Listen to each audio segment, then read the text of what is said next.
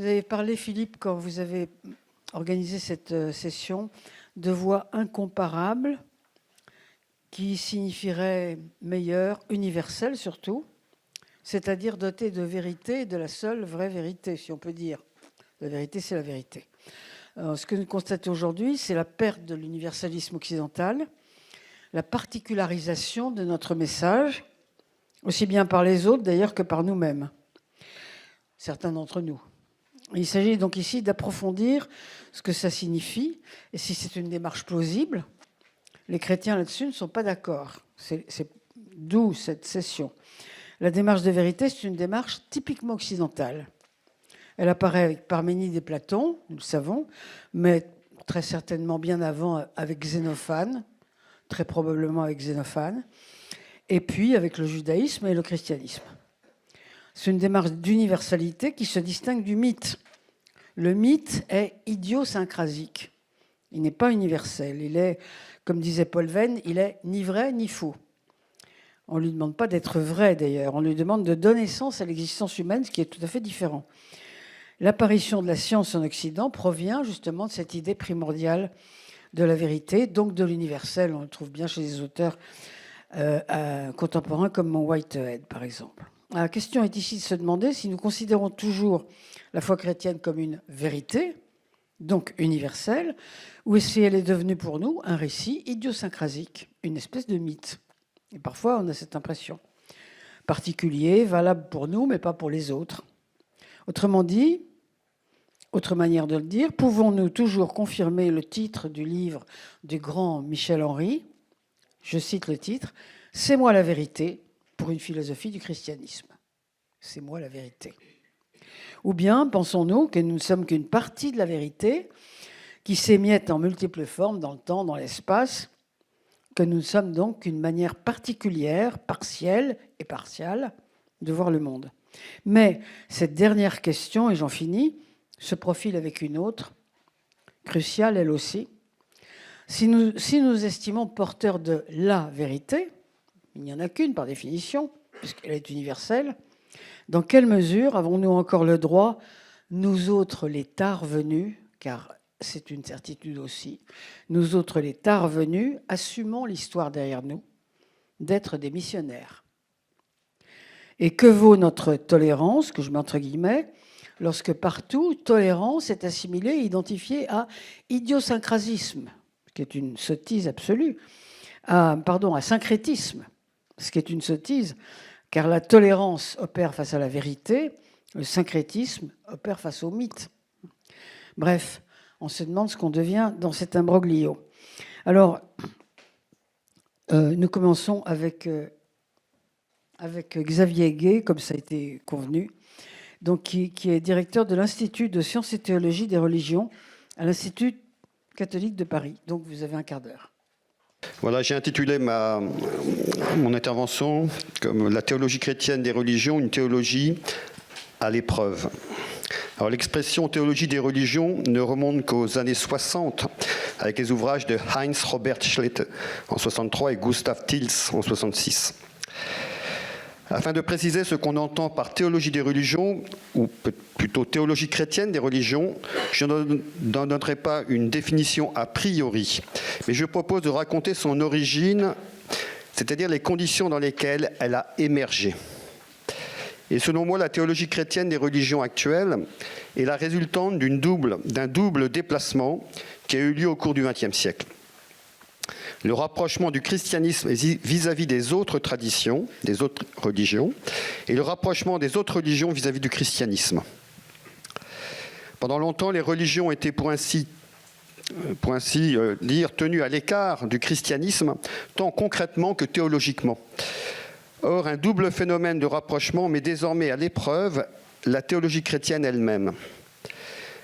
Alors, dans un premier temps, je présenterai ce phénomène de double rapprochement, puis j'esquisserai brièvement l'impact de la proximité des religions sur la théologie catholique occidentale. Alors d'abord, le christianisme est-il comme les autres religions ? Durant des siècles, le christianisme en Occident se comprenait comme étant incomparable, Cette incomparabilité était signifiée par l'affirmation que le christianisme était la véritable religion. Il n'y a même pas un siècle, Pie XI, dans l'encyclique Mortalium Animos, 1928, pouvait écrire, je cite, qu'il ne peut y avoir de vraie religion en dehors de celle qui s'appuie sur la parole de Dieu révélée. Même Paul VI emploie l'expression de vraie religion dans son encyclique de 1964, Ecclesiam Suam. Nous devons manifester notre conviction que la vraie religion est unique et que c'est la religion chrétienne. Ces affirmations classiques, faisant référence à Tertullien, Lactance puis Augustin, impliquent une forme d'éloignement d'avec les autres religions. Si elles ne sont pas de véritables religions, que sont-elles alors? De fausses religions? Or, ces affirmations de l'Église sont progressivement remises en question à partir du XVIIIe siècle. Les Lumières, avec la réinvention du concept de religion, sont à l'origine d'un mouvement de rapprochement. L'article « Religion » de l'encyclopédie, rédigé par le chevalier de Jaucourt, en énumérant les religions, les place, si l'on peut dire, sur un même plan. L'auteur cite 4 religions présentes dans le monde, le judaïsme, le christianisme, le mahométisme et puis le paganisme. Bon. La religion n'est pas seulement la connaissance de Dieu et de culte qui lui est due, mais elle désigne un groupe d'hommes et de femmes ayant la même religion. C'est-à-dire que voilà, la définition de la religion, c'est un groupe de personnes qui ont le même culte, d'une certaine manière. Même si Jaucourt rappelle la distinction entre religion révélée et religion naturelle, il prépare les consciences chrétiennes à mieux prendre en compte les autres religions. À la même époque, David Hume tente d'expliquer philosophiquement le phénomène religieux et ses apparitions diverses dans l'histoire, tandis que Lessing, par sa parabole des 3 anneaux, ou de l'anneau, le sage Nathan, interpelle ses contemporains et conduit à penser qu'une religion positive n'a aucune raison décisive de s'affirmer plus vraie qu'une autre. La question de la vérité objective de la religion passe désormais au second plan. D'autres images au XXe siècle vont être convoquées pour signifier qu'il y a une parenté entre toutes les religions. Et par exemple, celle de la montagne, on peut atteindre son sommet par plusieurs chemins. C'est un peu la même chose pour arriver à rejoindre Dieu. Il y aurait plusieurs chemins, plusieurs voies pour atteindre Dieu ou la divinité. D'une certaine manière, ces approches sont justes dans la mesure où l'on peut considérer les différentes traditions religieuses comme l'expression des efforts des hommes cherchant à rejoindre la divinité. Et la déclaration conciliaire Nostra Aetate, 1965, en présentant les relations de l'Église catholique avec les religions non chrétiennes, reconnaît ce commun entre toutes les religions. Le commun, c'est une certaine conception de la religion comme l'institution ou la tradition qui donne des réponses aux grandes questions existentielles de l'homme. L'Église met ainsi en valeur la dimension positive des religions. Elle discerne par ailleurs des éléments communs selon les différentes religions. Ces déclarations permettent de rendre le christianisme plus proche des autres et d'établir un dialogue. Le christianisme est aussi une religion comme les autres. Néanmoins, ce rapprochement ne signifie pas une dissolution de la singularité du christianisme ou de l'Église. D'ailleurs, sans différence et singularité, comment pourrions-nous établir un dialogue? Il n'y aurait pas de dialogue sinon. Il faut bien qu'il y ait quelque chose de différent. Nostra Aetate rappelle en effet que l'Église annonce, et elle est tenue d'annoncer sans cesse le Christ qui est la voie, la vérité et la vie, dans lequel les hommes doivent trouver la plénitude de la vie religieuse et dans lequel Dieu s'est réconcilié toutes choses. La déclaration conciliaire n'affirme pas ici la vraie religion, notez bien, mais rappelle que le Christ est la vérité. Voilà, c'est pas le christianisme qui est la vraie religion, c'est le Christ qui est la vérité. Le rapprochement de l'Église avec les religions ne signifie donc pas, dans Nostra Aetate, l'effacement de ce qu'elle croit. Alors malgré cela, le rapprochement du christianisme ou de l'Église avec les religions met en crise la question de son incomparabilité et de sa différence. Dans Nostra Aetate, ce paradoxe est exprimé ainsi. D'un côté, l'unité de l'effort de l'homme vers Dieu, de l'autre, le Christ comme unique chemin et unique vérité. Les catégories de religion et de révélation pourraient nous aider à concevoir un début de réponse à la situation nouvelle. Le christianisme participe aux deux. Elle est une religion comme les autres, mais elle est aussi une révélation sans séparation ni confusion, pour reprendre la règle chalcédonienne. Pour le dire autrement, le christianisme témoigne du Dieu qui vient vers l'homme, mais également de l'homme qui tend vers Dieu. Il n'est ni purement une religion, ni seulement une révélation. Et nous rejoignons ici, indirectement, l'enseignement classique sur le mystère de l'Église. Aussi, cette dernière est-elle en même temps comparable aux autres religions, mais en même temps, elle s'en distingue.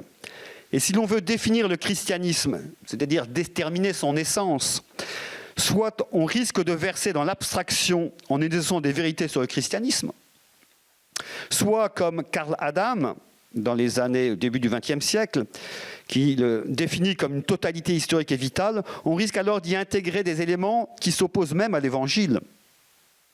En fait, on peut distinguer l'incomparabilité chrétienne uniquement de manière rationnelle, mais pas réellement. Voilà.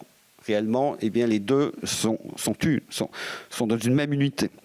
Ce n'est pas seulement le christianisme qui s'est rapproché des autres religions, mais on peut reconnaître d'une double manière que les autres se sont fait plus proches en Occident des églises. Et c'est le deuxième mouvement. À la suite du rapprochement théologique opéré par l'Église catholique et les autres confessions, il convient de signaler un mouvement correspondant, mais différent de la part des autres religions.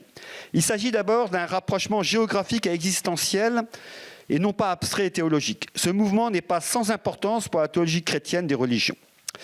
Auparavant, l'éloignement théologique avec les religions s'articulait avec un éloignement géographique et existentiel.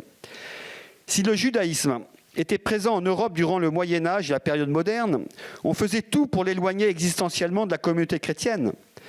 L'Église, afin que les Juifs ne contaminent pas les chrétiens, par exemple par des mariages entre eux, l'Église a eu tendance à les marginaliser. L'établissement de ghettos préconisé par le concile de Bâle en est un exemple significatif. À plusieurs reprises, les Juifs furent chassés du royaume de France sans que cela pose trop de problèmes. Quant aux autres religions, elles étaient sur les marges de l'Europe et donc très éloignées du christianisme occidental, celui de la chrétienté. Elles étaient quelque peu exotiques dans la mesure où elles étaient imaginées plutôt que vécues ou éprouvées. Elles ne façonnaient pas la société, sauf dans son imaginaire, et considérées parfois comme un ennemi lointain. Or, cet éloignement des religions avec le christianisme occidental va s'amenuiser en partie au XXe siècle. La Shoah a déclenché le rapprochement du judaïsme avec le christianisme occidental. C'est une proximité liée à la tragédie et à la souffrance qui a suscité ce rapprochement existentiel. On rappelle déjà comment Charles Journet ou Henri de Lubac ont rappelé que toucher les Juifs, c'est toucher les chrétiens, dans les années 40. D'ailleurs, c'est bien ce rapprochement qui a permis le processus conduisant à la rédaction de Nostra Aetate. Pour les autres religions, elles sont venues à nous en partie par les migrations des populations anciennement colonisées. Nos sociétés expérimentent concrètement la présence de l'autre et sa visibilité. Un autre de moins en moins minoritaire. Nostra Aetate, qui n'a pas encore été vraiment reçu dans l'ensemble du peuple de Dieu, fut rédigé encore dans un contexte où les autres religions, sauf peut-être le judaïsme, étaient encore exotiques pour les Européens.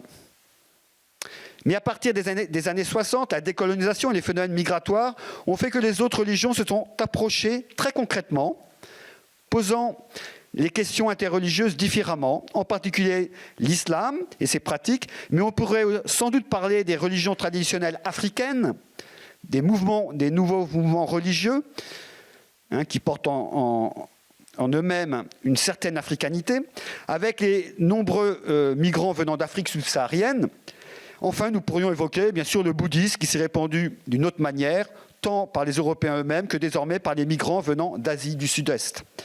Aujourd'hui, la proximité avec les autres religions n'est plus seulement une question abstraite, mais elle est devenue concrète dans nos sociétés.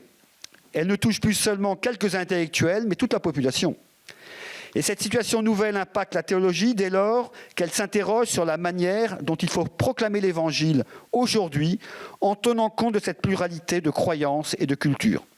La théologie doit adopter également une méthode plus inductive, plus inductive et contextuelle. On fait l'expérience d'autres croyants comme nous, mais aussi très différents. Les autres religions se sont approchées de nous, encore d'une autre manière, dans la mesure où on ne nie plus la présence possible de l'Esprit de Dieu en leur sein, elles deviennent plus proches. Après le Concile Vatican II, donc, on va voir comment progressivement la théologie va mettre en valeur le fait que chez les autres traditions chrétiennes, les autres traditions non chrétiennes, pardon, il y a une présence de l'esprit du ressuscité. Déjà dans Ad Gentes numéro 9, le décret sur l'activité missionnaire, on évoquait une secrète présence de Dieu chez les nations.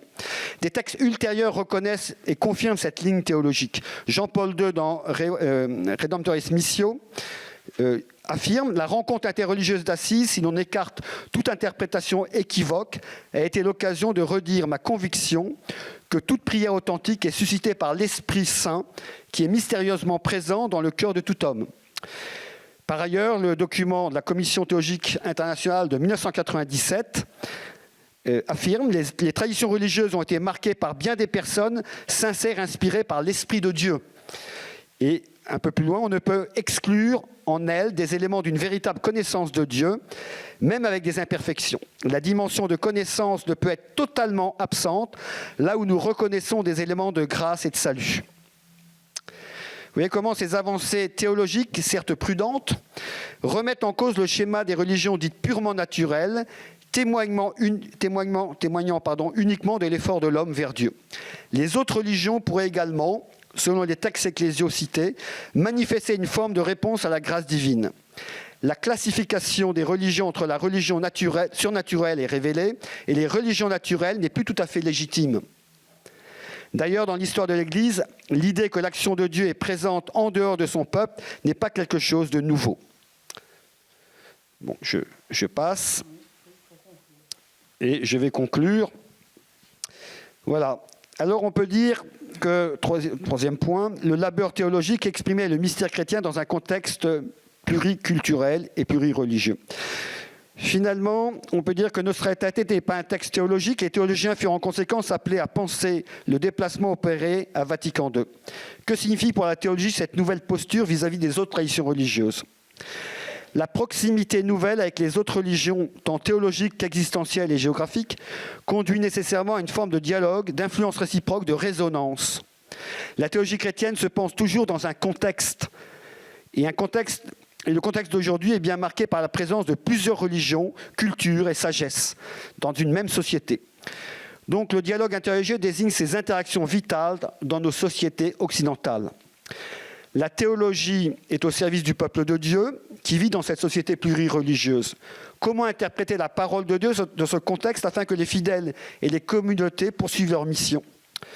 La théologie, comme toujours, tente de penser le paradoxe chrétien dans un contexte nouveau.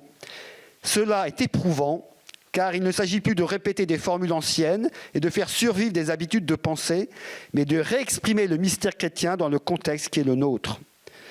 L'épreuve est de tenir dans le paradoxe, et qu'on peut exprimer aujourd'hui sous la forme suivante, ni une théologie qui justifie le surplomb, la supériorité chrétienne comme une théorie de la substitution dans les relations avec le judaïsme, ou une théologie inclusiviste qui ne regarde que ce qu'il y a de bon chez l'autre et le lui dit.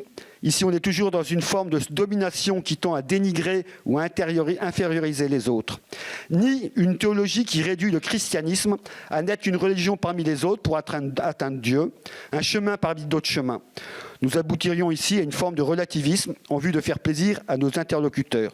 Vous voyez comment le contexte actuel rend indispensable une réflexion théologique écartant tant le relativisme qu'une apologétique conduisant à rabaisser l'autre.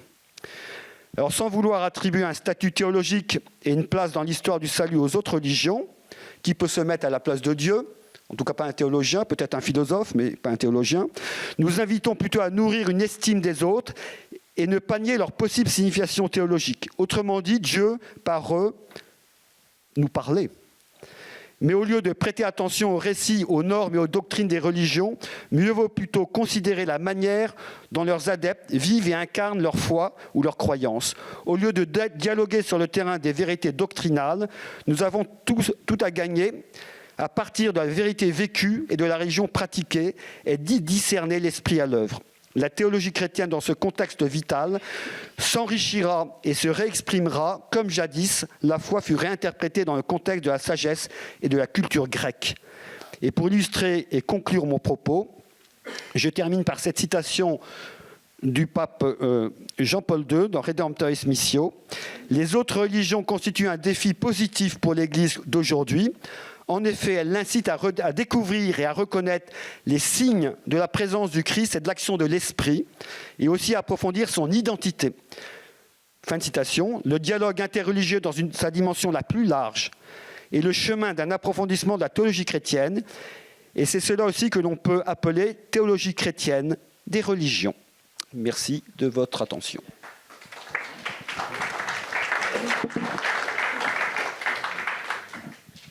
Merci beaucoup.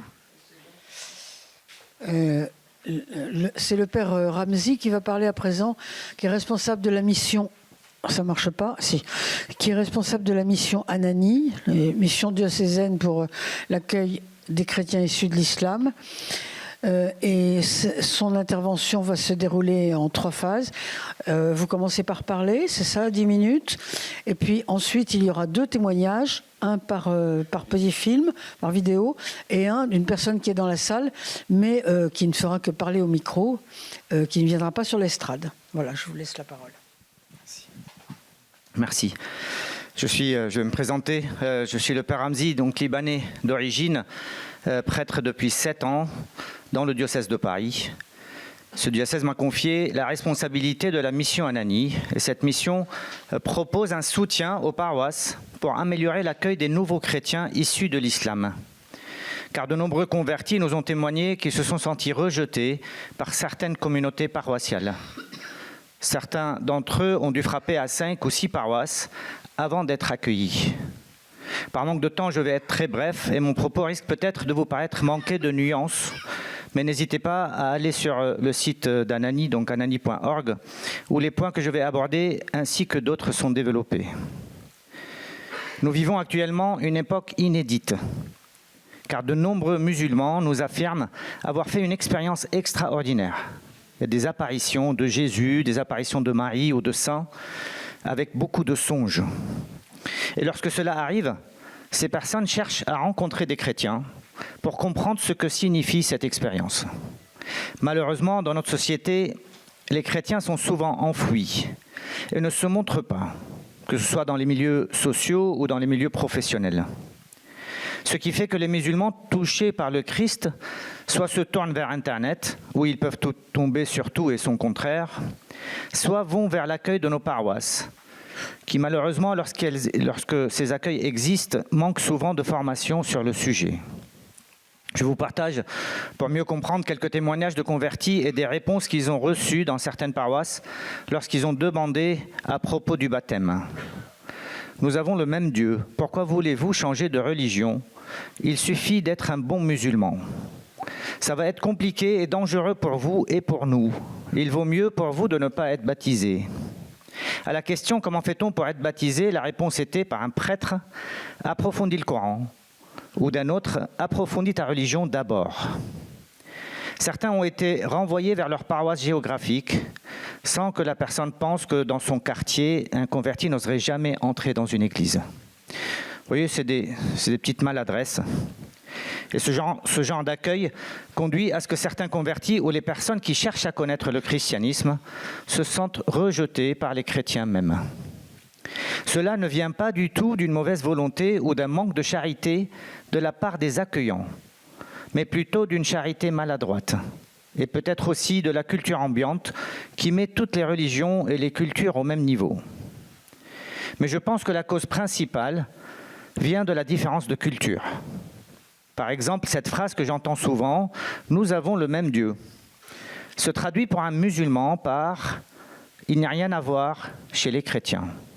Car la majorité des musulmans sont convaincus que tout ce qui est dans le christianisme est déjà dans l'islam, puisqu'ils sont arrivés après. Et comme un occidental cherche souvent à ce que l'échange ne soit pas tendu, il va préférer chercher à aller sur le terrain de ce qui paraît commun entre les religions. En gros, sur ce qui nous rassemble. D'où l'affirmation « on a le même Dieu ». Mais si nous souhaitons que la rencontre avec nos frères musulmans porte du fruit, il est nécessaire d'aller sur le terrain des différences, même si cela conduit à un échange qui peut paraître un peu tendu. Il faut savoir que la tension pour un oriental n'est pas négative, bien au contraire. Elle signifie que l'échange présente un vrai intérêt. Il suffit d'entendre deux Arabes parler au téléphone. C'est pourquoi il est important de sortir des généralités et de nos échanges sur la forme. Tout le monde prie, tout le monde jeûne, se prosterne, part en pèlerinage ou s'occupe des pauvres. Voyez, si nous restons à un niveau superficiel, tout se ressemble. Mais l'important est d'aller vers l'essentiel, car nos religions divergent totalement sur ce qui est essentiel. C'est-à-dire sur le fait que Dieu soit amour en son essence, que cet amour est gratuit et qu'il est pour tous, et sur le fait que la rencontre personnelle avec Dieu, un Dieu personnel, est possible aujourd'hui. Pour ma part, j'ai rencontré Jésus le 15 août 2002, et cela a changé ma vie. Je me rappelle à ce moment avoir dit à Dieu, « Je suis prêt à faire tout ce que tu veux, mais pas devenir prêtre. » Le conseil que je donne souvent dans nos rencontres avec les musulmans, c'est de distinguer entre islam et musulmans, entre la religion et les personnes. Car la rencontre se fait entre des personnes et non entre des religions. Pour cela, il est nécessaire de mettre de côté notre point de vue sur l'islam. En effet, chacun de nous a une opinion sur la religion. L'important est de partir de ce que l'autre croit et de ce que l'autre vit. Car souvent, je projette sur l'autre ma propre perception de l'islam. Et cette perception peut varier entre deux extrêmes. Ça peut aller de l'islam mène au terrorisme jusqu'à l'islam est une religion de paix et d'amour. Et nous restons sur des concepts religieux au lieu d'oser la rencontre et de chercher à nous connaître en profondeur. Cette attitude, malheureusement, prévaut dans notre société et risque de nous conduire vers deux écueils qu'il faut à tout prix chercher à éviter. Le premier est l'identitarisme politique vidé de la foi chrétienne. Certains, face à l'insécurité et la montée de l'islamisme, seront tentés de prendre les armes pour défendre nos valeurs, voire défendre le Christ et les chrétiens. Je peux en témoigner, car je l'ai vécu durant la guerre au Liban. Le deuxième écueil est la perte d'identité et de la culture chrétienne. En effet, face au tout se vaut, on risque de ne plus savoir d'où nous venons et qui nous sommes. Et nous verrons que nos jeunes qui ont besoin d'identité, ils vont se réfugier dans d'autres identités fortes, que ce soit l'islam, l'identité LGBT, écolo ou autre. Je vous partage la remarque d'un converti que j'avais rencontré au début de ma mission. Il m'avait dit « Mon père, les catholiques sont prétentieux ». À mon étonnement, il continue « Mon père, je suis irakien, fils d'imam, je connais le Coran par cœur, j'étais salafiste et j'ai fait le djihad en Irak. J'ai rencontré Jésus et Dieu m'a fait sortir par miracle de cette situation mortifère. J'ai demandé le baptême en France et un couple de la paroisse, suite à un échange sur l'islam, m'explique que moi je n'ai pas connu le vrai islam, car l'islam est une religion de paix et d'amour. Mon père, ils n'ont jamais lu le Coran, ni suivi d'école coranique, ni parlent l'arabe. Comment peuvent-ils prétendre connaître mieux que moi le vrai islam? N'est-ce pas prétentieux de leur part? Cela a conduit ce converti à quitter sa paroisse. En fait, parce qu'il était considéré comme s'il ne respectait pas les autres. Je vous partage tout cela pour conclure que ce n'est pas à nous, chrétiens ou non-croyants, de décider quel est le vrai islam, ni qui est le bon musulman. Laissons plutôt les autorités musulmanes le faire. Nous faisons aussi l'erreur en Occident de considérer l'islam à la manière dont nous approchons le judaïsme. Nous avons même adopté le concept musulman, les trois religions du livre, les trois religions monothéistes. Il y en a plein de religions du livre et plein de religions monothéistes. Mais avec le judaïsme, nous avons un socle commun, le Premier Testament, et toute l'histoire du salut. Mais avec l'islam, il y a une vraie rupture. En effet, nombreux pensent que nous avons en commun Isa, qu'on assimile à Jésus, Marie et les prophètes. Mais en réalité, ce n'est pas le cas. Isa n'est ni mort ni ressuscité. Marie n'était pas libre de dire oui. Il n'y a pas de rédemption dans l'islam. Vous voyez, il y a beaucoup d'autres différences essentielles. Nous remarquons que lorsqu'un juif devient chrétien, il se reconnaît pleinement juif, puisque Jésus est venu accomplir et non abolir.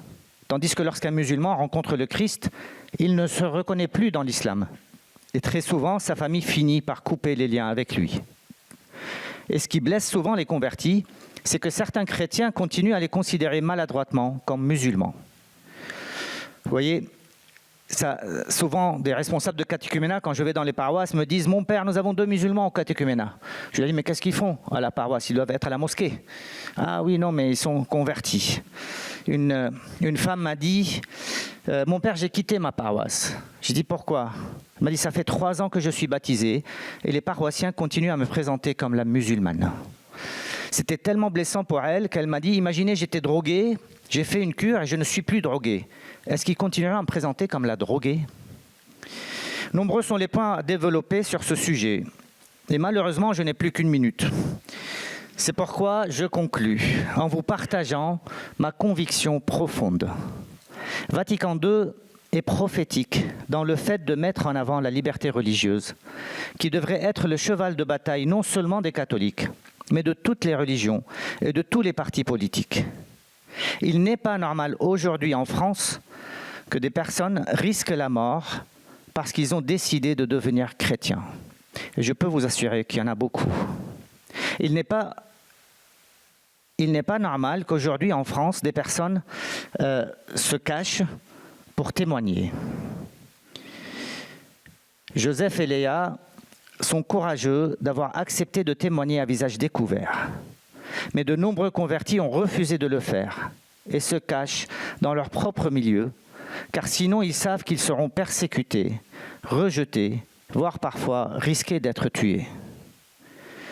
Préserver la liberté religieuse, c'est-à-dire permettre à chacun en conscience de choisir sa croyance et sa religion, est la condition préalable à tout vrai dialogue et à toute fraternité. En réalité, sans la liberté religieuse et sans la liberté de conscience, il ne peut y avoir ni égalité ni fraternité. Merci.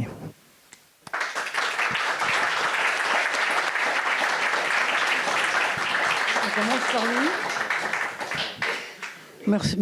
Merci beaucoup. Nous commençons par... Donc nous allons commencer par Joseph qui vient de loin pour témoigner, parce que nombreuses personnes n'ont pas hésité à le faire. Merci beaucoup Joseph. Merci beaucoup. Alors bonjour à tous, je m'appelle Merwan Joseph. Donc je suis né en Algérie de parents musulmans qui avaient fui la décennie noire pour se réfugier aux États-Unis. Mes parents étaient des musulmans sunnites, pratiquants, conservateurs, mais pas extrémistes. Pour moi, en grandissant, l'islam n'était pas d'abord une conviction personnelle, c'était une communauté. La religion faisait partie de tout, de la famille, de la culture, de l'identité. Croire, c'était appartenir, et appartenir, c'était obéir. Depuis mon plus jeune âge, Dieu m'était présenté comme absolu, tout-puissant, transcendant et lointain. Il était le créateur, le maître, le juge. Et dans mon cœur, je le comprenais surtout par ce qu'il n'était pas. Pas proche, pas aimant, pas accessible, pas Dieu avec nous. Sa volonté était tout, mais elle paraissait souvent arbitraire. On obéissait par crainte et non par amour. Ma vision des non-musulmans allait dans le même sens. Elle était condescendante, méfiante. Dans le Coran, les non-musulmans n'ont que 3 options, la conversion, la soumission ou la mort. Toute autre relation avec eux est en principe temporaire ou fragile. Cette vision des autres nous amenait à nous isoler en tant que famille, alors que même nous vivions aux États-Unis, terre de diversité et de liberté religieuse. La Oumma, donc la communauté musulmane, est appelée à s'étendre, non à coexister comme égale. Je croyais cela naturellement sans le remettre en question. Je ne voyais pas encore combien une telle vision réduit la liberté et ferme le cœur. En grandissant, j'ai commencé à réfléchir plus profondément à Dieu, au paradis et à l'enfer. Même sans influence chrétienne, je pressentais que le vrai paradis devrait être la contemplation de Dieu lui-même, demeurer pour toujours en sa présence.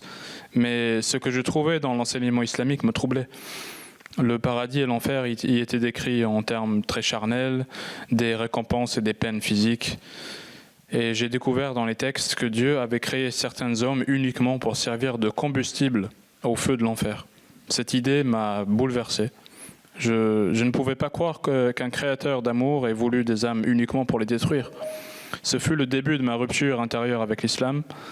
À cette époque, je correspondais avec une jeune femme, musulmane elle aussi, une fille d'une Française convertie à l'islam. Donc, nous partagions les mêmes doutes sur l'islam, cette même soif de vérité. Et en 2016, j'ai quitté mon pays, l'Algérie, pour rejoindre la France et nous avons commencé une nouvelle vie. Nous avons quitté l'islam ensemble, mais quitter l'islam ne m'a pas apporté la paix, mais seulement le silence.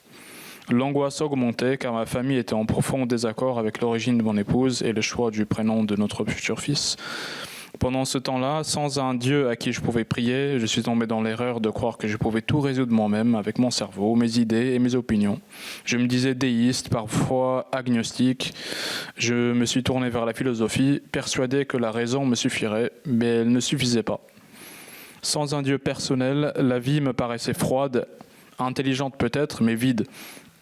Une liberté sans amour devient vite un désert.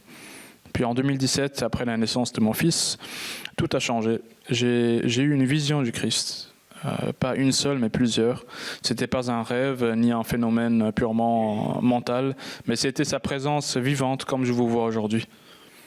Et dans cette présence, tout a basculé. Pour la première fois, j'ai rencontré un Dieu qui n'était pas lointain, mais proche. Non pas impersonnel, mais tendre. Non pas un maître, mais un père.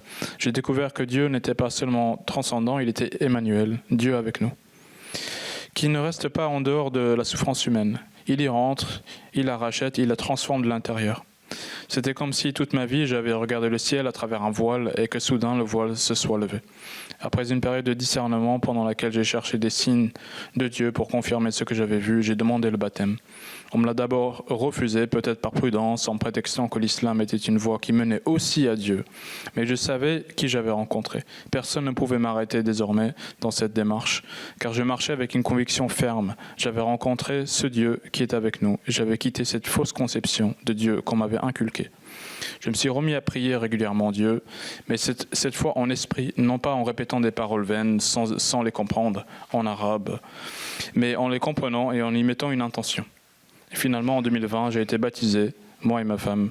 C'était pas une simple cérémonie culturelle, mais une renaissance, le moment où la crainte que j'avais, cette crainte servile, a cédé la place à l'amour.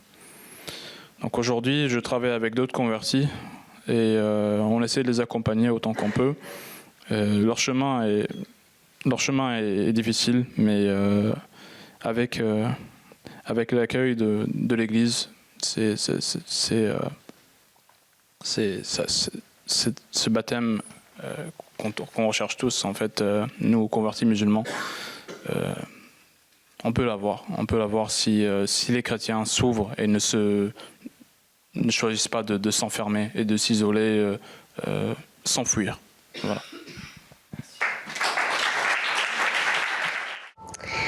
Bonjour à tous, donc c'est une joie pour moi de témoigner sur les différents sujets abordés dans ce colloque. Je regrette de ne pas pouvoir être présente physiquement. C'est pourquoi je me suis filmée pour pouvoir partager un peu mon expérience. Donc à l'adolescence, je me suis convertie à l'islam radical et je suis restée musulmane pendant 7 ans. Jusqu'au jour où j'ai fait une rencontre fulgurante avec le Christ. Donc avant cette fameuse rencontre et durant tous ces 7 ans, 7 années dans l'islam, je dirais que ma relation, qu'elle soit à Dieu, à moi-même ou aux autres, était motivée par la peur. J'avais peur de Dieu parce que d'une part quand je lisais le Coran, je trouvais les paroles de Dieu très menaçantes, que ce soit envers les incroyants, envers les pécheurs. Je pensais d'ailleurs à ma famille qui n'était pas musulmane et j'en avais souvent le cœur brisé. Donc il y avait cette part-là menaçante aussi envers les pécheurs, donc j'étais toujours un peu avec une sorte d'épée de Damoclès au-dessus de la tête. Voilà, est-ce que j'ai bien fait ma prière du matin, est-ce que mes ablutions étaient bien faites, est-ce que j'ai bien commencé à manger avec la bonne main, c'est-à-dire la main droite, etc. Donc une relation quand même de peur. Voilà, et puis d'autre part, dans ma prière, je sentais pas tellement la présence de Dieu parce que ce n'était pas la prière ne me mettait pas dans une relation personnelle avec Dieu, étant donné que c'était des prières davantage, je dirais, juridiques, puisqu'elles étaient obligatoires à faire à certaines heures, et ce n'était pas un cœur à cœur avec Dieu, puisqu'il ne s'agissait que de paroles à réciter par cœur. Voilà, et on a découlé de ça une mauvaise estime de moi-même, parce que j'avais l'impression de n'être jamais assez à la hauteur, jamais assez digne de l'amour de Dieu. J'avais sans cesse l'impression d'être vouée à l'enfer. Et évidemment, une relation aux autres aussi, des relations aux autres compliquées, puisque ma famille de toute manière n'acceptait pas du tout ma foi. Donc j'ai commencé inconsciemment à voir ma famille comme une ennemie, un peu comme oui, les membres de ma famille étaient devenus un peu des ennemis de ma foi. Alors j'ai jamais coupé avec ma famille, mais les relations étaient très compliquées, et puis et même avec la communauté musulmane, finalement, il y avait toujours une forme de suspicion, une forme de surveillance. Est-ce qu'une telle a bien mis son voile? Est-ce qu'un tel fait bien sa prière? Est-ce qu'un tel jeûne bien pendant le ramadan? Plus une forme de suspicion sous couvert de fraternité, de bienveillance, qu'un véritable amour dans la communauté. Chose qui a complètement changé au moment de ma conversion au Christ, ma rencontre avec le Christ. Tout d'abord parce que quand je me suis... la cause de ma conversion a été la lecture de l'hymne à l'amour de Saint Paul dans l'épître de la première lettre de Saint Paul aux Corinthiens, où Saint Paul décrit l'amour de Dieu et ce qu'est la charité. Ça a été révolutionnaire pour moi. J'ai compris que j'étais aimée par Dieu, que j'avais du prix à ses yeux, que chaque personne avait du prix à ses yeux, y compris les personnes qui ont commis les péchés les plus graves, les pires atrocités. Tout le monde a du prix aux yeux du Seigneur. Et que cette relation d'amour envers le Seigneur ne dépendait pas finalement d'une succession d'œuvres et de bonnes actions, mais de l'amour que l'on avait pour lui et pour les autres. Donc un changement tout à fait colossal qui se répercute évidemment sur l'estime de soi et sur les relations qu'on a avec les autres, puisque chaque personne ayant du prix, même lorsque l'on peut se retrouver en conflit avec quelqu'un, on se souvient que cette personne est autant aimée de Dieu que nous, et cela change beaucoup de choses dans les relations. Voilà.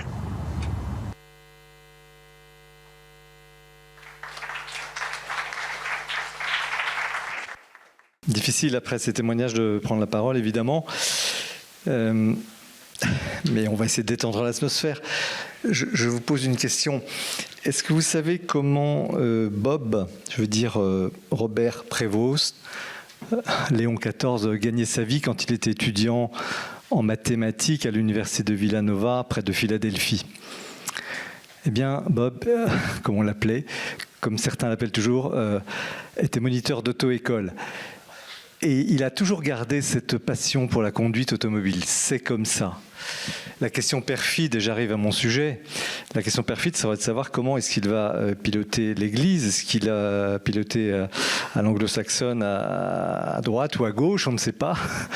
C'est une chose qui va se dégager maintenant.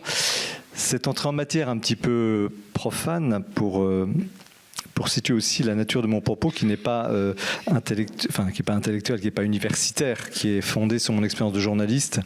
J'ai été 10 ans à Rome, j'ai couvert en partie la fin du pontificat de Jean-Paul II, j'ai fondé l'agence Immédia, puis 10 ans à la Croix, chef de service religion, où j'ai eu la fin du pontificat de Jean-Paul II et Benoît XVI, puis au Figaro depuis maintenant 17 ans, où j'ai eu effectivement l'intégralité du pontificat du pape François. Donc trois expériences concrètes où je me rends très souvent à Rome, où j'apporte finalement ici un éclairage, j'oserais dire de terrain, mais concret sur cette problématique, les hésitations actuelles du magistère en matière de dialogue interreligieux, de magistère à la curie. Qu'est-ce qui se passe? Comment est-ce que cela fonctionne? Je vais être assez rapide puisque le temps est vraiment compté. Tout d'abord, je vais vous expliquer au fond comment s'élabore la doctrine, même si je ne considérerai pas la première intervention, comment s'élabore cette doctrine du dialogue interreligieux. Et puis ensuite, 3 cas. On va faire une étude très rapide de 3 cas qui ont touché Jean-Paul II, Benoît XVI et François. Et puis ensuite, on terminera pour savoir si le pape Léon XIV va faire bouger les choses. Comment s'élabore cette politique? La Carta Magna, et vous l'avez très bien dit tout à l'heure, c'est Nostra Aetate. Nostra Aetate, donc c'est un texte conciliaire qui dit une chose très simple. Je prends la partie 3 qui concerne la question de la religion musulmane. C'est très court. Même si au cours des siècles de nombreuses dissensions et inimitiés se sont manifestées entre chrétiens et musulmans, le Saint Concile exhorte tous à oublier le passé et à s'efforcer sincèrement la compréhension mutuelle, ainsi qu'à protéger et promouvoir ensemble pour tous les hommes la justice sociale, les valeurs morales, la paix et la liberté. Voilà la charte et voilà le document qui reste majeur et sur lequel tout s'articule. À côté de ça, vous avez un dicaster spécialisé, le dicaster pour le dialogue interreligieux. Actuellement, c'est très intéressant, c'est un Indien qui vient de prendre en charge. Il est assisté d'un Sri Lankais, donc on est plutôt sur une optique orientale. C'était d'ailleurs l'orientation profonde du pontificat du pape François. Mais comment se fait la synthèse entre ce document et les papes? Parce que les papes, au fond, quand on devient pape, comme le pape Léon actuellement, il est toujours lui-même, il devient un autre parce qu'il est devenu pape, mais il devient un autre parce qu'il doit prendre en compte les enseignements de ses prédécesseurs. On vient de le voir hier avec la publication d'une exhortation apostolique sur les pauvres et les migrants. Donc ce monde du dialogue, la culture du dialogue évolue. On n'est pas finalement dans une doctrine, on est dans une pratique, on est presque d'ailleurs dans une politique. Parce que cet enseignement est toujours percuté par des conditionnements extérieurs, et on va le voir à travers les 3 cas que je vais évoquer. Et on est plus, c'est pas encore l'heure, on serait plutôt l'heure d'apéritif, on est plus dans un cappuccino, comme il y en a de très bons autour de Saint-Pierre. Vous avez un café très fort qui est la doctrine, qui est nette, claire et nette. Et puis vous avez du lait, et puis vous avez du sucre, et tout ça est très bien présenté. Et donc on est là dans c'est pas pour minimiser les choses, ni ridiculiser, mais bien au contraire, bien comprendre que nous sommes à Rome, Italie, et que la doctrine, les politiques, les visées sont toujours largement adaptées aux situations. Et ça, c'est quand même très important à saisir. On n'est pas dans une problématique rigide, on est dans une problématique souple avec la tentative d'atteindre un certain nombre d'objectifs. Ça, c'est la réalité. Donc, il y a des variations, il y a des contradictions, il y a des évolutions, il y a des hésitations. Alors, quels sont ces 3 crises, ces 3 cas que je voulais évoquer avec vous? Le premier, c'est Assise, le 27 octobre 86, avec Jean-Paul II. Je ne reviens pas sur les circonstances de cette réunion organisée par Sant'Egidio, 150 chefs religieux réunis, pris ensemble, etc. Je retiens 3 points. Quelque temps après, le cardinal Etchegaray, qui était organisateur notamment de cette réunion, parle de l'esprit d'Assise et cite le mot « Finalement, nous sommes aujourd'hui pris en état flagrant de pluralisme religieux ». Donc on ne peut pas faire autrement que de discuter, de parler. Quand il disait cela, le cardinal Ratzinger, qui était préfet de la doctrine de la foi, avait refusé de se rendre à Assise numéro 1. Il n'était jamais allé. Ce qui a créé une crise à l'intérieur de la curie, au point que le pape Jean-Paul II, le 22 décembre 86, c'est-à-dire 2 mois après, a dû, devant l'incompréhension s'adressait à la curie romaine pour justifier, le pape Jean-Paul II justifiait son geste. Et il dit « Nous avons accompli cela sans aucune ombre de confusion ni de syncrétisme. Mais la conviction qui est la nôtre repose sur le concile, etc. » Donc voilà, l'état d'esprit, voilà, c'est ce misto, ce cappuccino dont je parlais tout à l'heure, c'est ça. Et puis, il faut attendre 20 ans pour que Benoît XVI, ancien Ratzinger, en septembre 2006, explique pourquoi il était si fâché. Et là, je le cite, c'est intéressant. Il est important de ne pas oublier l'attention qu'il fut alors portée afin que la rencontre interreligieuse de prière ne se prête pas à des interprétations syncrétiques fondées sur une conception relativiste. Élever le motif de la différence religieuse comme fondement ou prétexte à une attitude belliqueuse envers les autres humains, non, ça c'était à propos de l'islam, mais en tout cas, vous avez là une dialectique entre des éminents responsables de l'Église qui, sur ce sujet-là, ne sont pas d'accord, ou en tout cas ne sont pas d'accord sur la manière de l'approcher. Et on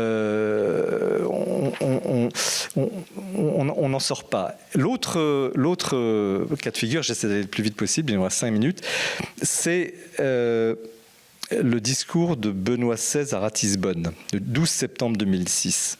Là, c'est pareil, je ne vais pas citer ce texte qui est très intéressant, mais trop long, et la problématique qu'il a évoquée, c'est trop compliqué, je n'entre pas dans le détail, mais beaucoup ont compris qu'il critiquait la violence pratiquée dans l'islam, ce qui n'était pas exactement son propos. Le discours portait sur les relations entre foi et raison dans les religions. Ça a provoqué une crise planétaire, il y a eu des manifestations, il y a eu des morts, et voilà aussi la nature de ce problème. Jusqu'où peut conduire une ambiguïté sur un discours dans le dialogue interreligieux.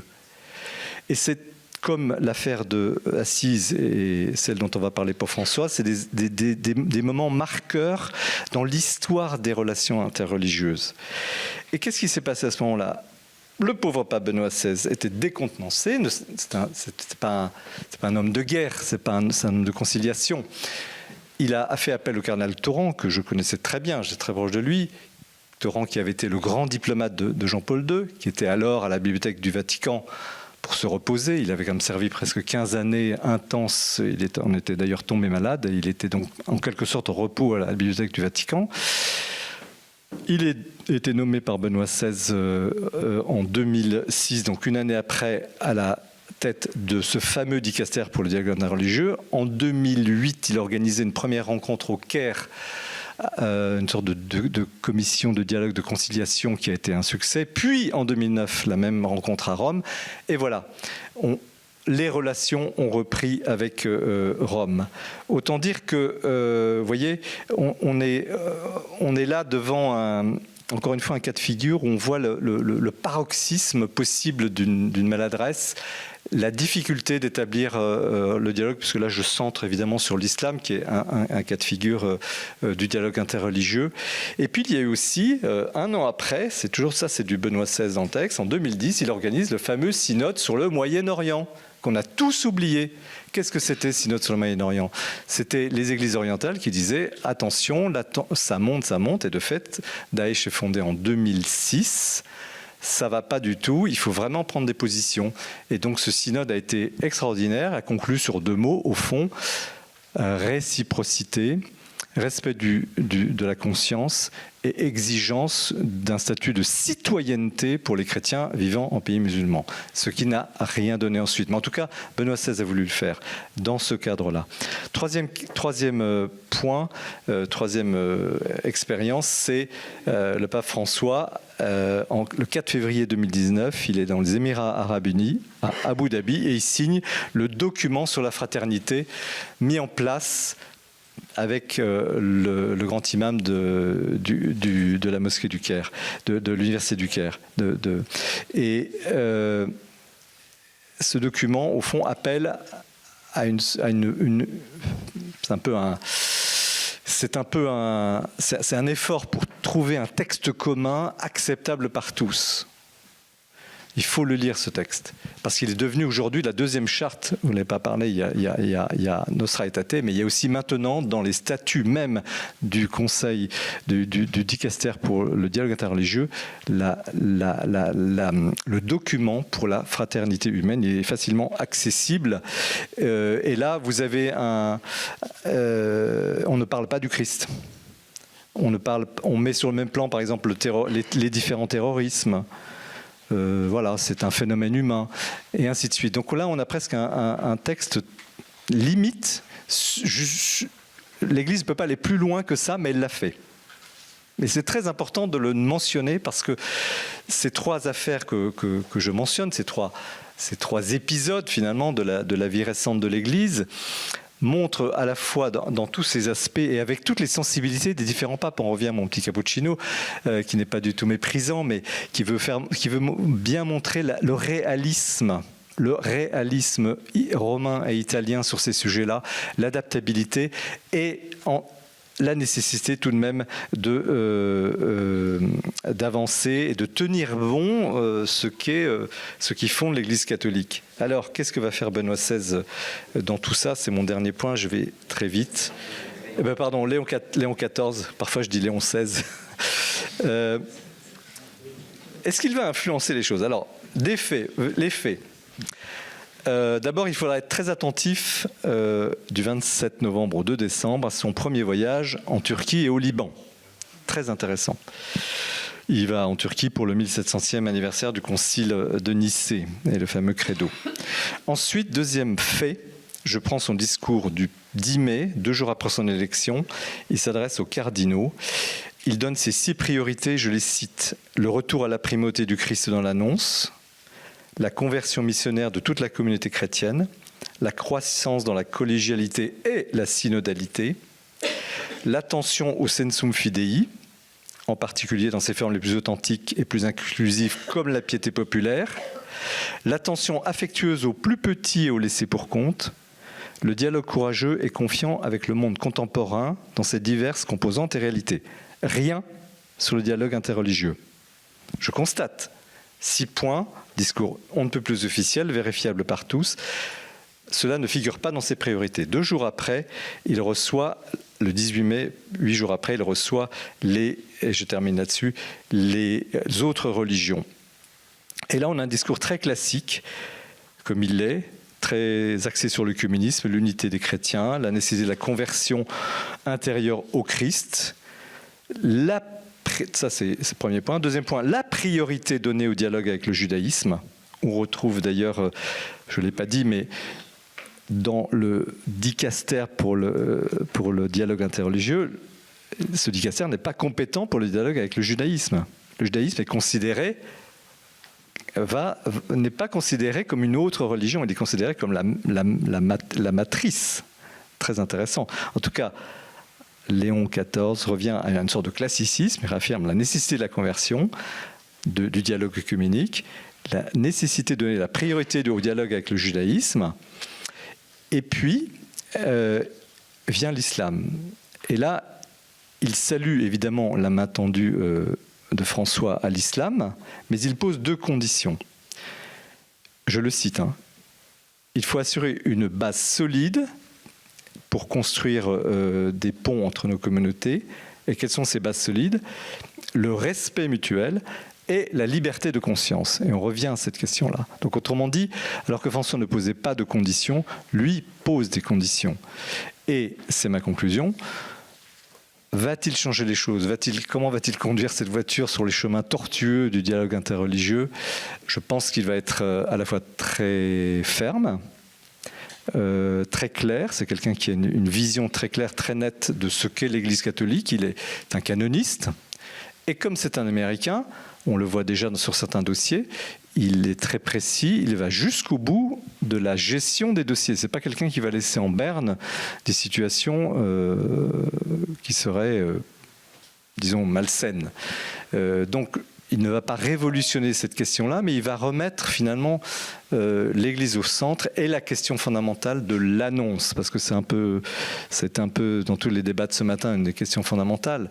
Est-ce que l'Église ose encore annoncé. Et moi, je vois qu'un des problèmes du dialogue interreligieux, c'est souvent cette timidité. L'Église n'ose plus dire son trésor, en quelque sorte. J'exagère, Pape François l'a dit haut et fort, Benoît XVI aussi dans son genre, Jean-Paul II évidemment.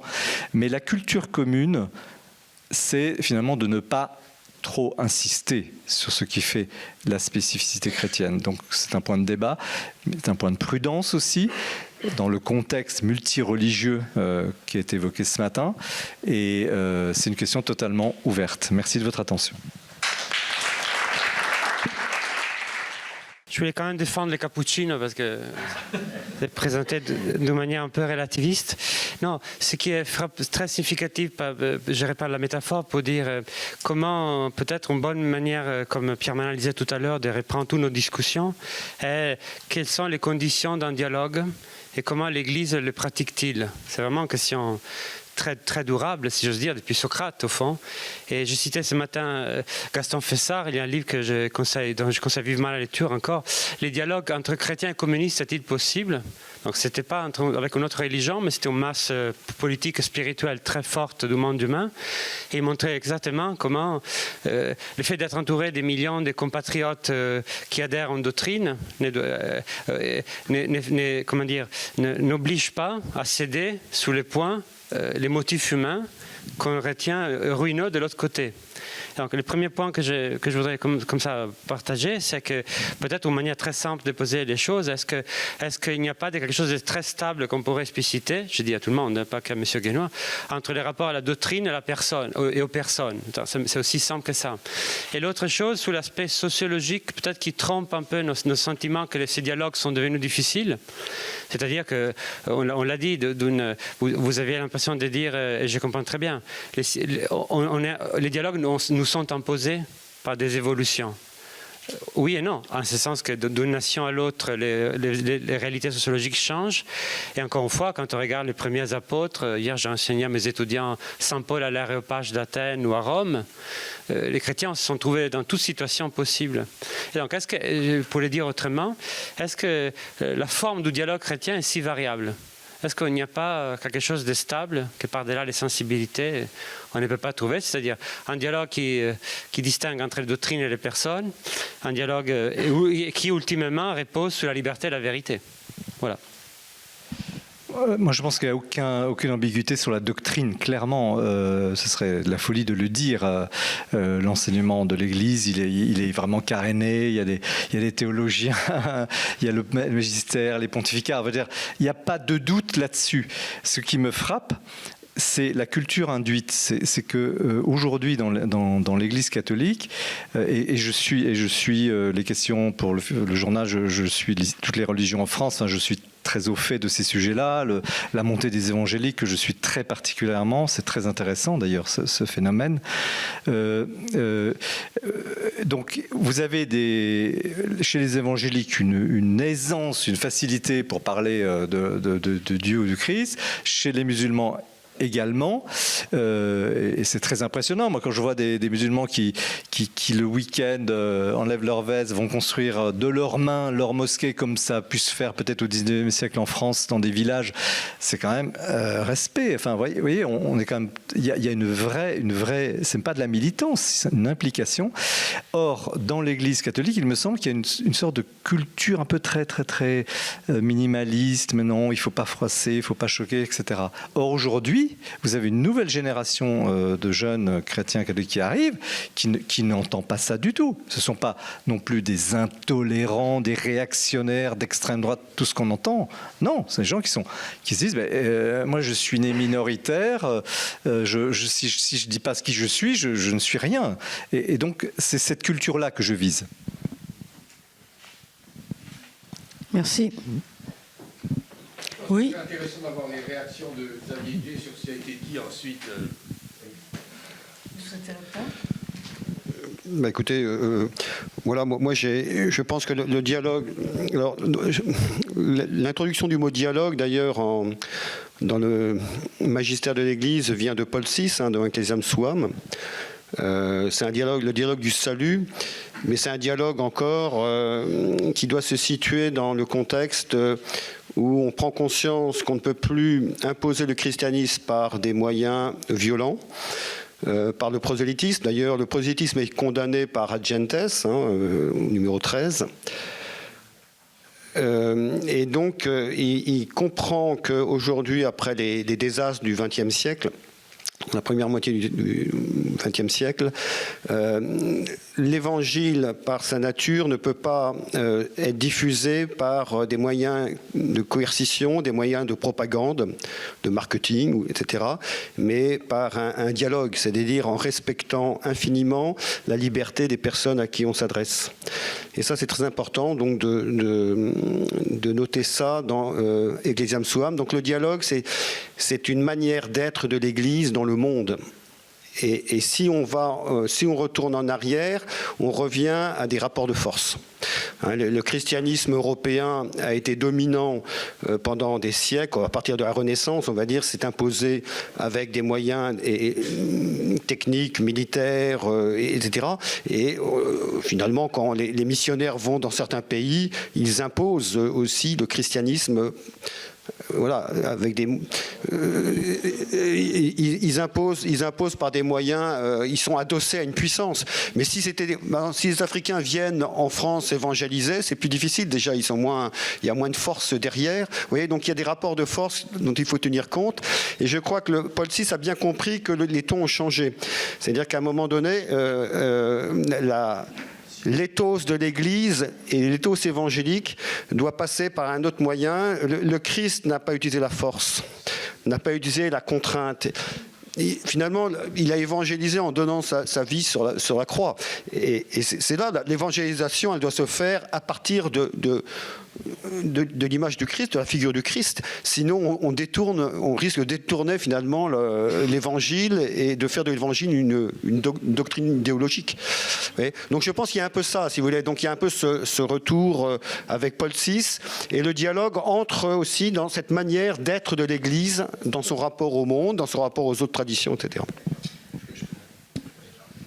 Autrement dit, vous critiquez la puissance elle-même de l'Église. Une église qui se fonde, qui fait confiance dans sa propre puissance, oui, bien sûr. C'est la puissance de l'esprit du ressuscité, du crucifié et du ressuscité qui compte. Donc, de toute façon, Dieu, l'esprit nous rappelle sans cesse, quand l'église devient trop forte, elle fait trébucher un peu l'église pour qu'elle devienne plus évangélique. Il suffit de faire de l'histoire de l'église pour s'en rendre compte. C'est vrai. Si vous permettez, dans le débat, il ne s'agit pas du tout de rapport de force, mais vraiment pas du tout. Et je vous cite une anecdote. J'ai suivi vraiment beaucoup de voyages, beaucoup de papes dans les Jean-Paul II, Benoît XVI et François dans l'avion du pape. Et parfois, on a des tours, on peut poser une question. Et au retour des JMJ de Lisbonne, le pape avait fait un discours magnifique le samedi soir, justement sur ce sujet-là. Comment vous, jeunes, vous positionnez dans une société laïque qui ne veut plus de vous, une société européenne déchristianisée. Et il avait vraiment développé, c'est un très beau texte. Et il a laissé son texte par terre. Et il est parti dans une improvisation et il a son fameux tutti, l'église inclusive, etc. Et dans l'avion, je lui ai demandé, mais pourquoi avez-vous laissé tomber votre homélie, enfin votre discours, qui était très beau, très, très actuel, par rapport aux problématiques rencontrées par ces jeunes. Il a dit, mais j'ai senti que devant une telle foule, il fallait être très simple, et j'ai simplifié, et j'ai rappelé tutti. Mais en fait, c'est exactement là, la question. Et effectivement, il n'est pas question, ce serait folie, d'imaginer un rapport de force. Je suis absolument d'accord avec vous, mais c'est l'intérêt de ce colloque, justement, c'est comment penser aujourd'hui, cette nouvelle annonce, en quelque sorte. Faut-il d'ailleurs une nouvelle annonce ? On pourrait se poser la question, faut-il une nouvelle annonce ? Comment ? Et aujourd'hui, je ne vois pas trop, bien sûr, très respectable, le dialogue interreligieux, absolument, je ne critique pas du tout, hein, mais qui aujourd'hui ose penser pour justement créer une peut-être nouvelle culture de l'annonce qui ne soit pas agressive, qui ne soit pas surplombante, qui soit aimante, etc. Certains mouvements le font évidemment, mais l'Église en tant que telle ne s'autorise plus à le penser, me semble-t-il. Le père Ramsey voudrait... Moi, je pense exactement qu'il y a un inversement dans ce que vous êtes en train de dire actuellement. Je vous donnerai juste quelques exemples, parce que moi, je pars des témoignages. Un enfant de 10 ans me dit dans une école catholique qu'il est devenu musulman. Je lui dis pourquoi. Il m'a dit parce que les autres ne me donnent pas de passe au foot quand je joue au foot avec eux, parce que moi, je suis chrétien. Pour être accueilli dans une école catholique où il y avait une majorité de musulmans, il a dû devenir musulman à 10 ans. Un aumônier de prison me dit, moi, quand un musulman me demande la parole de Dieu, je lui donne un Coran. Et dans une école catholique, ils m'ont dit qu'ils ont enlevé toutes les croix des classes pour respecter les musulmans qui étaient là. Donc je pense qu'au niveau de la puissance, de l'inversement de puissance, je pense qu'on est très très loin de ce que vous êtes en train d'annoncer. Une dernière question. Justement, j'avais une question pour vous, Père Ramzi, parce que nous sommes de plus en plus confrontés, compte tenu de l'immigration, à la question de l'islam. Votre mission, la mission Anani, me paraît vitale pour le futur. De quels moyens disposez-vous pour faire connaître ce que vous proposez, notamment aux paroisses? Est-ce qu'il y a une information directe qui est faite au curé, ne serait-ce que de la région parisienne, sur ce que vous pouvez offrir, sur cette initiative du bar du mardi soir, etc., etc.? Il y a plusieurs.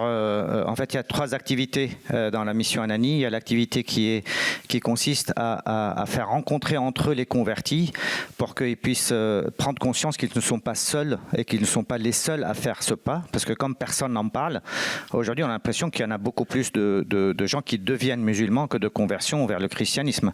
Mais en réalité, c'est le contraire. Et les personnes ont besoin de voir que les autres aussi sont en difficulté et que ce chemin est difficile. La deuxième activité, c'est celle du soutien aux chrétiens. C'est ce que je fais à mon avis maintenant, où on a des soirées de sensibilisation. On est prêt à venir dans les paroisses pour sensibiliser les chrétiens, les responsables de catéchuménat, ceux qui sont à l'accueil. Donc on a des outils qu'on peut fournir aux paroisses qui sont sur le site web. Et la troisième activité, c'est ce test qu'on est en train de faire dans le bar, mais que ça soit peut-être un exemple pour les autres paroisses, de pouvoir mettre en place des lieux d'accueil. Parce qu'un accueil pour un oriental, ce n'est pas quelqu'un derrière un guichet. Je suis désolé, mais ça c'est une information. Un accueil pour un oriental, c'est du café, des gâteaux, des fauteuils, quelque chose de convivial. Et donc il y a des choses qu'on fait maladroitement avec les réfugiés, les personnes qui arrivent nouvellement. Et je pense que dans nos églises aussi, on est maladroit sur ce sujet parce que parfois on mélange 2 choses. Ça veut dire le fait de donner des informations à la personne au niveau du christianisme, et après la personne, elle demande de l'aide financière ou matérielle, et on mélange les 2. Parce que beaucoup de musulmans qui arrivent nouvellement pensent que pour qu'ils soient aidés, ils doivent être soit chrétiens, soit en marche, intéressés par le christianisme. Parce que c'est une mentalité qui vient aussi du monde musulman. Et vous voyez, on renvoie les personnes réfugiées qui viennent chez nous, qui parfois ils sont très ouvertes à connaître le Christ, à connaître qu'est-ce que le christianisme.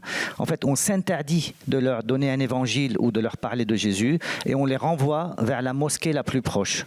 Et en général, ils ne reviennent plus. Ils reviennent que pour les aspects, on va dire, matériels ou sociaux, mais ils ne reviennent plus parce que dans la mosquée en général en face, on leur dit il ne faut surtout pas les écouter ou aller dans l'exil. Ça, c'est les témoignages que j'ai de personnes qui sont devenus chrétiens après coup et qui m'ont dit comment ils ont été traités. Donc, dans nos services sociaux, est-ce qu'on a peur de dire ou de donner la parole de Dieu? La parole de Dieu est performative, et moi j'ai compris ce que ça veut dire en écoutant les témoignages des convertis. Une phrase comme « Je suis le chemin, la vérité, la vie ». Il y a des gens qui n'arrivaient plus à dormir à cause d'une phrase. Et après, ils ont été posés des questions et les réponses qu'ils ont eues, parfois, les ont rééloignés de cela. Donc, est-ce que nous, chrétiens, on est ouverts à l'accueil? Une fille, je termine par ça, une fille m'a dit, j'ai eu un songe, j'ai été dans une paroisse et durant 1 an, tous les dimanches, j'ai été à la messe. Personne ne m'a adressé la parole. Le jour où quelqu'un m'a parlé, j'ai demandé le baptême. Elle était derrière. Beaucoup de musulmans qui sont touchés par le Christ viennent à nos paroisses, ils restent derrière, ils ne savent même pas s'ils ont le droit de s'asseoir ou pas, mais personne ne leur adresse la parole. Comment ferons-nous pour transformer cela, pour devenir une communauté accueillante? C'est ça la vraie question, je pense.